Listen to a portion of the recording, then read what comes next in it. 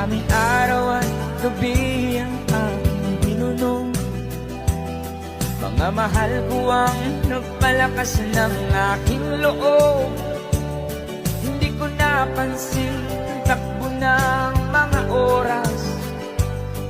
Ngayon nga ako'y pabalik na sa Pilipinas.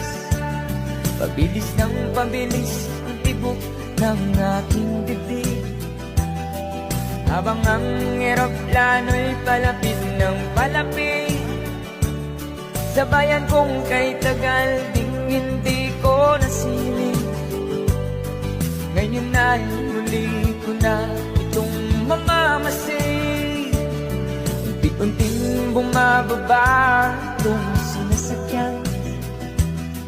Sabi ng stewardess, tuwid ng upuan, lalapag